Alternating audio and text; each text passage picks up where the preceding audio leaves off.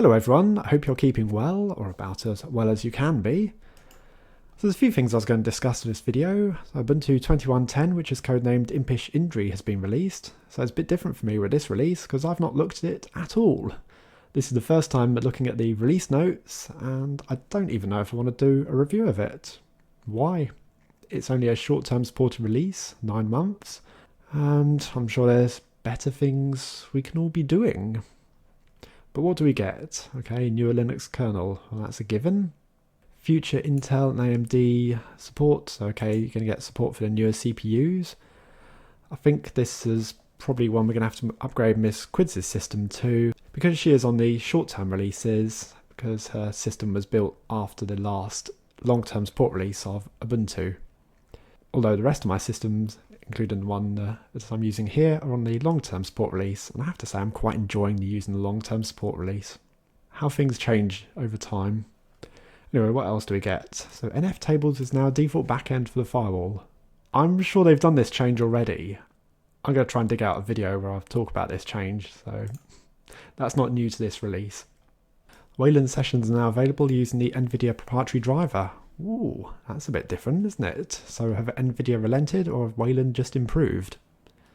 You've got GNOME version 40, which I think is a bit different from what I've read about it, although I don't use it, so sorry, can't comment.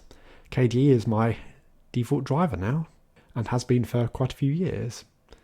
Oh, Firefox is now seeded. Wait, now seeded? Now provided?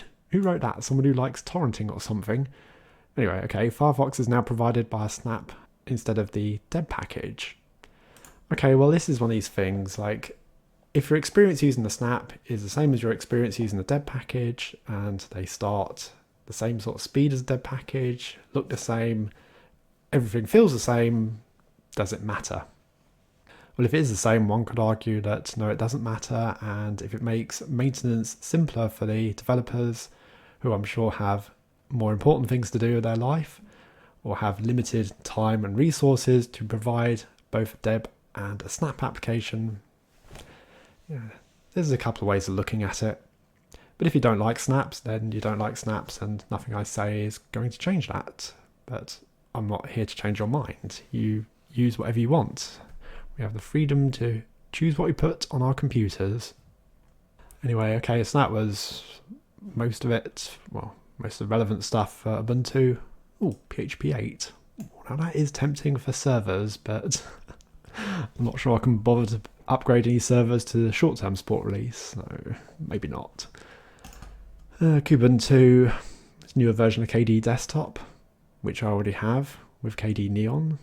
So, a Plasma Wayland session is installed, but it's not the default. It can be selected at login screen, which seems to be the same old story.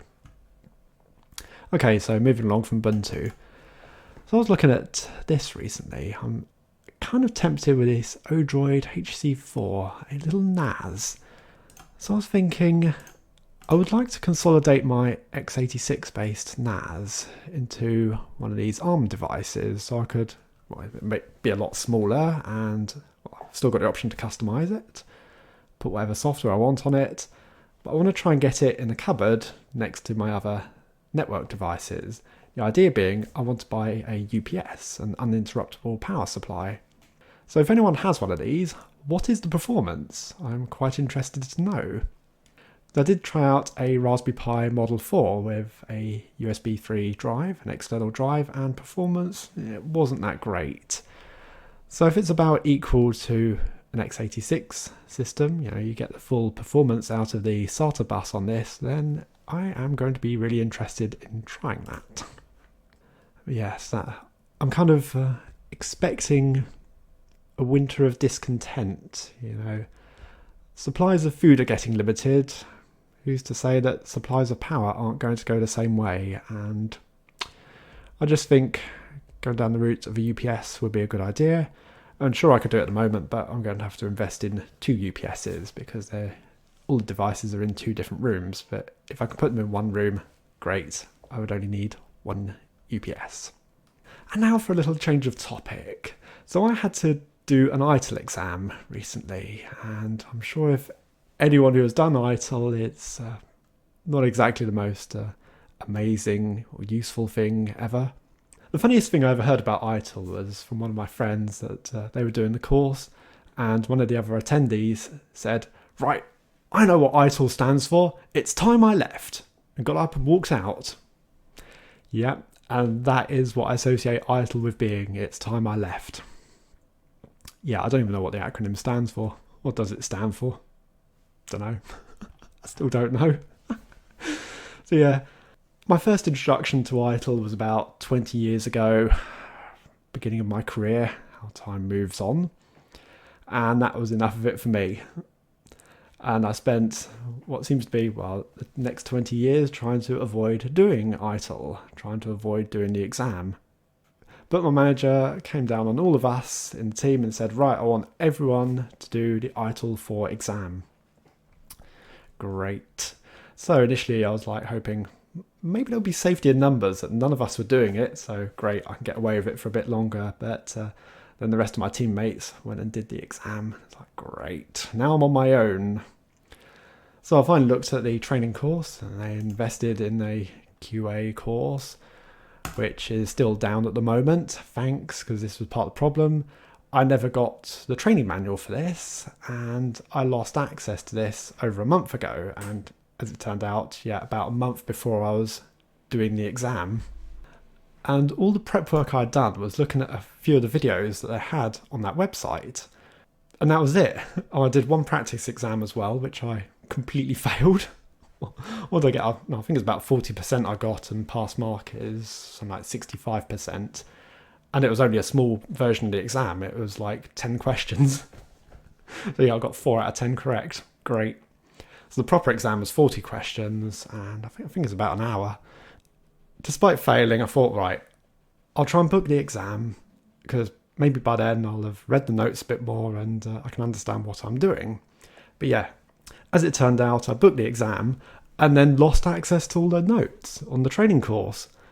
How I passed this is absolutely beyond me. So I went into the exam thinking, well, all I've got to do is sit the exam. That's all my objective. Didn't say anything about passing it. So I thought, well, I'm going to sit it and we'll see what happens. And I went through the online proctoring, get to the end of it, and the proctor goes, "Oh, congratulations, you've passed." I'm like, what? I've passed? Okay, great, thanks. I don't know how I did it. But yeah, I managed to get 1 mark above the pass mark. But a pass is a pass, and that is it. So I'll be happy if I can go another 20 years without touching ITIL ever again. Because, well, let's think, 20 years, I'll probably be about the end of my career by then, and maybe if I take early retirement, then yeah, maybe that'll be my last time I touch ITIL. I bloody hope it is anyway. So, I've done a bit more work on NoTrack again recently, so I've now released next version, version 21.10. So NoTrack is a network-wide blocking of tracking, advertising, and some malicious websites. So it provides you a DNS server, log collector, and web interface, and gives you maximum control over the computers and smartphones on your network, limiting what they can access. And by that limitation, I mean stopping your devices from getting to tracking websites. I've changed the look of the home page, and I've also improved performance on the DNS queries page. So up until this recent version, all processing used to be done on the server side. That includes building out all this table. So every time you wanted to change page, you would effectively have to wait for the server to get the data and rebuild the table. But not anymore now. It's all built on client side. So I chuck all the data across to the client and provide the JavaScript, the instructions on how to build the table. So yeah, performance is significantly improved now, and sure, you got the same sort of wait to load to the initial page, but when you start scrolling through the whole table, yeah, it loads like instant now.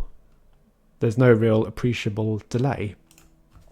So yeah, I relented and used client-side processing now. Yeah, maybe client-side processing was the answer, and it was what I should have done initially, but I remember it sort of being demonstrated quite early on, and I don't remember performance being that much better back then. So obviously things have changed, and it was probably all before using the SQL tables. So yeah, okay, maybe it was about time it was reviewed. And anyway, it's done now. It's changed, and I'm going to change some of the other tables as well that are in NoTrack, because there are still a lot like this one which are being generated on the server side. But yeah, that's a little update of what's been going on lately. So thanks for watching, and I'll see you all later.